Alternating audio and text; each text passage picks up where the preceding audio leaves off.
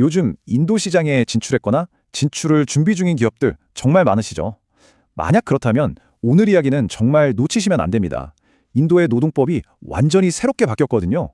이 거대한 변화의 핵심, 로즈가든 컨설팅의 분석 자료를 바탕으로 제가 명쾌하게 정리해드리겠습니다. 다들 아시는 것처럼 요즘 글로벌 공급망 이야기하면 차이나 플러스 원이 항상 나오잖아요. 그 핵심 대안으로 인도가 급부상하고 있습니다. 거대한 시장에 젊은 노동력까지, 이건 누가 봐도 매력적인 기회죠.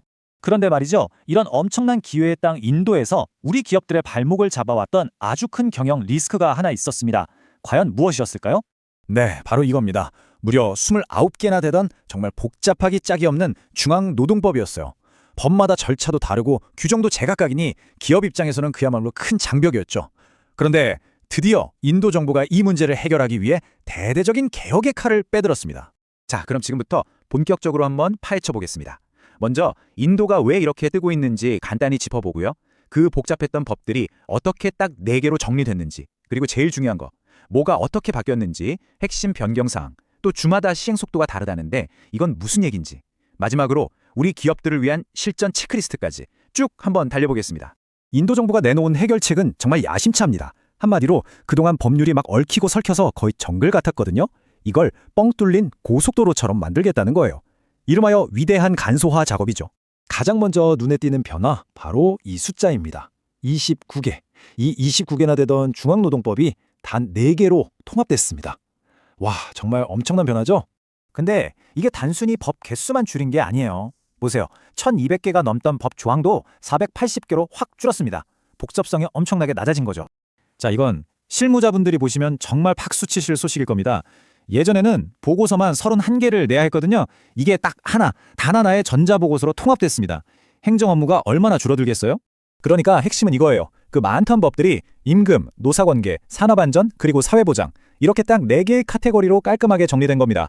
이제 훨씬 더 직관적이죠? 아, 이 법은 임금에 대한 거구나, 저 법은 안전에 대한 거구나 하고 바로 알 수 있게 된 거예요. 자, 그럼 이 4개의 법으로 바뀌면서 구체적으로 어떤 내용들이 달라졌을까요? 이게 정말 중요하겠죠? 지금부터 핵심만 쏙쏙 짚어보겠습니다. 첫 번째, 바로 임금법입니다. 여기서 가장 큰 변화는 임금의 정의가 통일됐다는 건데요. 특히 이 50% 규칙이라는 걸 꼭 기억하셔야 해요. 이게 뭐냐면 각종 수당처럼 임금에서 제외되던 항목들이 총급여의 50%를 넘어버리면 그 넘어가는 부분은 이제 법적으로 임금에 포함시켜야 한다는 겁니다. 이게 왜 중요하냐면요. 임금이 늘어나면 당연히 사회보장비나 퇴직금 부담도 같이 늘어나겠죠.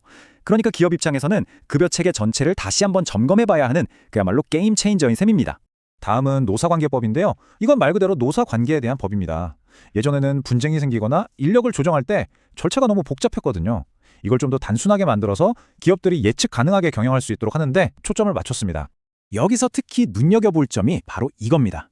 정리해고를 할 때 예전에는 100명만 넘어도 정부의 사전 허가를 받아야 했어요. 근데 이 기준이 300인 이상 사업장으로 크게 완화됐습니다. 다시 말해 이제 300인 미만 사업장은 사전 통지만 하면 된다는 거죠. 중소기업 입장에서는 경영의 유연성이 훨씬 커졌다고 볼 수 있겠습니다. 세 번째는 산업안전보건법입니다. 이건 이름 그대로죠. 여기저기 흩어져 있던 안전이랑 보건 관련 규정들을 하나로 싹 모은 겁니다. 이제 10인 이상 사업장은 무조건 전자 등록을 해야 하고 모든 근로자에게는 임용장, 그러니까 어포인트먼트 레터를 꼭 발급해줘야 해요.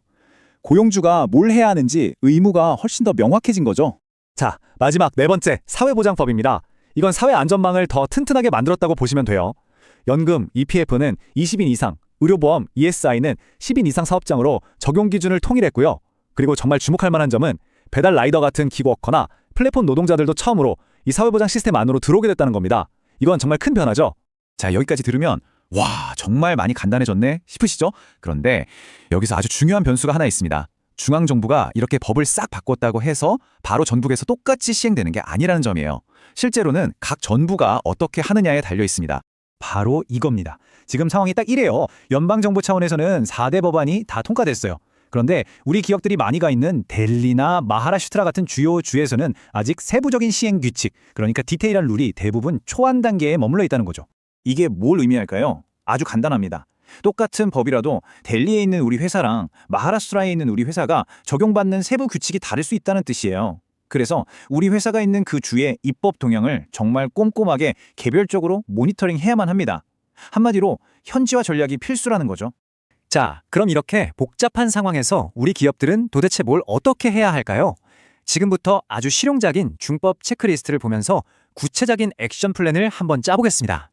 자, 보세요. 이 체크리스트는 기업이 해야 할 일들을 크게 4가지로 나눠놨습니다.